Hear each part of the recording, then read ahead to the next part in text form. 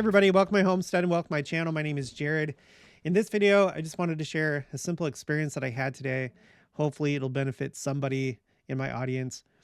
But if you've been watching my channel since last year, you know that last year was not a good year for me. There were a lot of things that went wrong, a lot of scares. But one of the things that really went wrong was the riding mower that we had broke down. And I desperately needed it, not just for our lawn, our yards to look good for the neighbors, but because I needed to keep the weeds down in the pasture for my cows. And all year I wasn't able to mow, and the weeds came and we sold our steers, and then it was a mess, and it was stressing me out all year. So, winter comes and New Year's Day was like a really good day for me. I was feeling it. I was feeling that this was going to be a good year, that the darkness had passed. And that's kind of held true. I don't want to jinx myself, but it's kind of held true. Well, today we finally got a new riding mower. There's a place here in town. We just bought a brand new riding mower.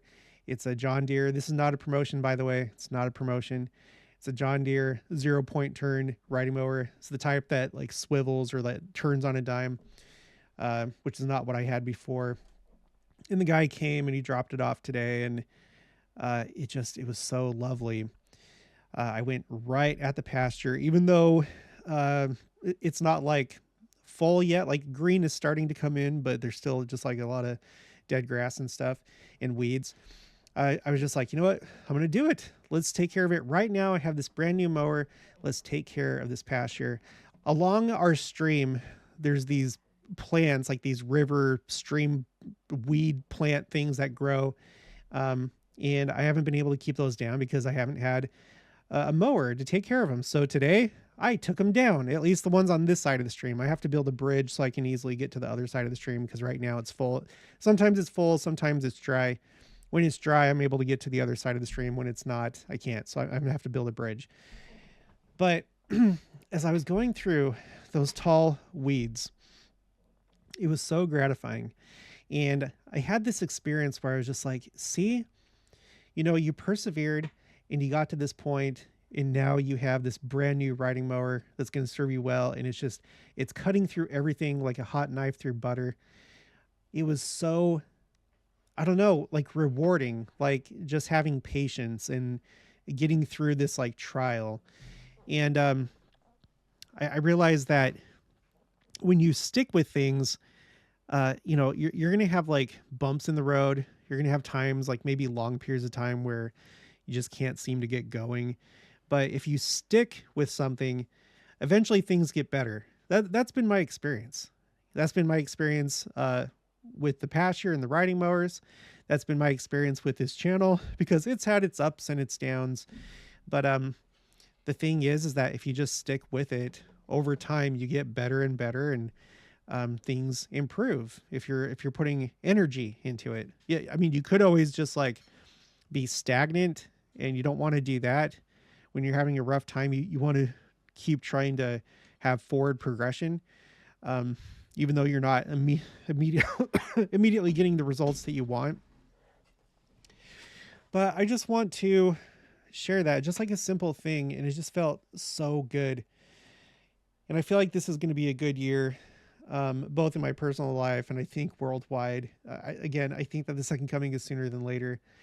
I'm not promising anything because I can't, but I'm feeling it. And even if it doesn't happen, we just have to maintain that forward progression and keep working on our lives. We shouldn't like cash out our 401ks or, sell the farm in anticipation of the second coming. You should still live your life and focus on the here and now, but be mindful of the signs that we're seeing, right? But do what you can right now. Work on the things that you need to work on, whether it's work or whether it's school or whether it's family, relationships, friendships. Work on those things while we're still in this world. And I think that we should appreciate the things on this side of the second coming, because once we pass over to the millennium, things are not going to be the same. There's a lot of experiences that aren't coming back for us. And some of those things are trials. And, you know, trials aren't fun, but we grow from them. I'm sure there'll be different types of trials during the millennium. But the fact of the matter is, this world is not coming back. So let's try and like live in it while we're here, and do whatever. So if you're like struggling with a project in your life or something that's not going the way that you felt that it should, I would encourage you to keep at it. Keep at it and be patient and give it time. You know, maybe it's not going to be where you want it to be this year, but maybe next year it will. You know, that's how it's been for us. I'll tell you another thing. You know, when we purchased this property and we moved from Arizona to Kansas, we were all just gung ho about homesteading, and we bought, excuse me, we bought all the things right away. We got goats, we got chickens, um, we got seeds to plant, and we have this neighbor across the street that he's like a farmer as his profession and a rancher. He does it both, and he had a tractor. I don't know why it was at his house, because like we live in a town and it's not like he has whatever. He had a tractor. I think maybe he probably still does over there. Cause like his like farm fields and ranch is like out of town, but he offered to come and like, plow the part of our pasture that we wanted to turn into a garden. And, you know, we were just like really ambitious about the whole thing. And he is like, oh, it's a pretty big, that's a pretty big area. Uh, but okay. And we tried, and it was only semi successful. We got some like tomatoes and maybe a couple other things, but it wasn't anything near what we had hoped for.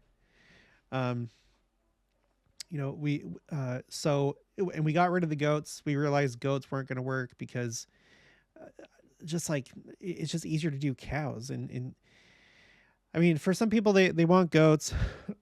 There's different reasons why you'd want goats opposed to cows. But for us, it was just like, you know what? This place was set up already when we purchased it for cows. And our other neighbor, who is also a farmer and a rancher, he was like, yeah, don't do goats. Goats are for nerds. That's his words, not mine. I'm not calling you a nerd. But he's like, just do cows. Cows are so much easier. And it turned out that he was right. So we took advice, we made a change, and it turned out to be good advice and something that worked for us. Because that's like another thing. You have to be willing to change. It could be that where you're at right now is because you're not willing to change.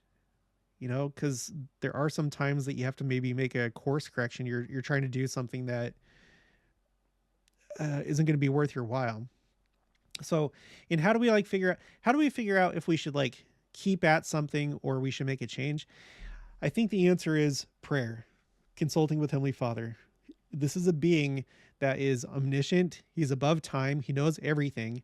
He knows everybody and what everybody's potential is, their likes and dislikes. So consult him and he'll guide you. But anyway, you know, we've attempted with like just things ended up being a disaster with our garden and with the fruit trees. We had this like whole setup. We had an electric fence and it worked for a while, but then we're just like, you know what? This isn't worth it. I'd have to explain the whole thing. I'm not going to go into all the minutia of like why we had things set up the way that we did, but we decided to change it. And so there went the trees because of the cows. And then there went the garden because that part of the pasture we were using for a garden, but we're like, you know what? No.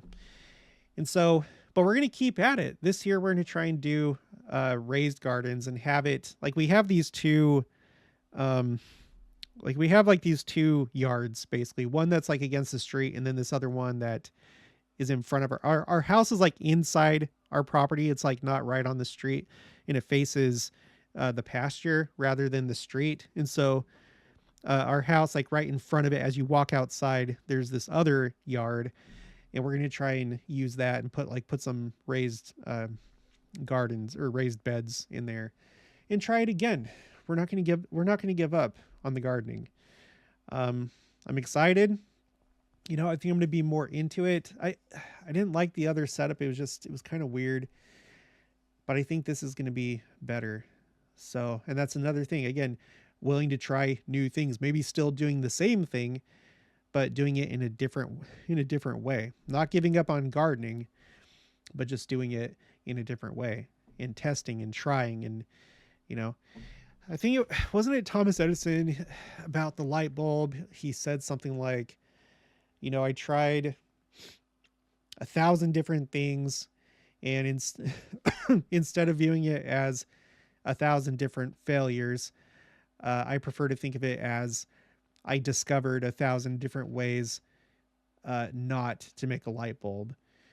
And I think that's true. That's why on my channel, I'm always like trying different things. I want this channel to be the best that it possibly can. In all respects, I want to grow it, right? I want a bigger audience. I want people to watch my stuff more.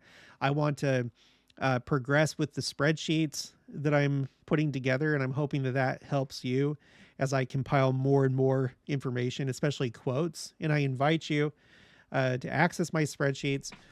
The link for it is in the description box of every video. Go there and you can copy everything if you want. And I hope that it helps you. So I want to grow the channel. I want to do good with the channel. I want it to perform well. I want to, aside from just the channel, I want to do this like working on my spreadsheets. I'm even playing around with the idea of writing a book. I figure I can do all this content. I've done so much content. Surely, surely I could put together a book. I think that I could do it. I'm not promising anything. Let me know if you'd buy it though. I'm not promising anything, but I might go ahead and try. Why not? Why not? And if I'm rejected, then that's fine. I know that you can like self-publish. I guess if I was going to do this, I would try and go through Deseret Book first. I'd rather do it that way because that'd be really cool. But I'm gonna go ahead and try that. You guys, we have so much potential. Each one of us, we have so much potential. We are gods in embryo. And even though we're gods in embryo right now, here in this world, there is so much that we can do and accomplish, and it's all inside of you. So, so pray, Heavenly Father, ask Him to help you discover those things, and then put in the work. Don't adopt the frame of mind that you're going to find the shortcut to success with whatever it is that you want to do. Maybe there will be some shortcut. I don't know, but it's been my experience that things that have value are hard. They're difficult. That's what gives them value. So with my channel, not everybody can do this. Not everybody has the time to do a channel the way that I do.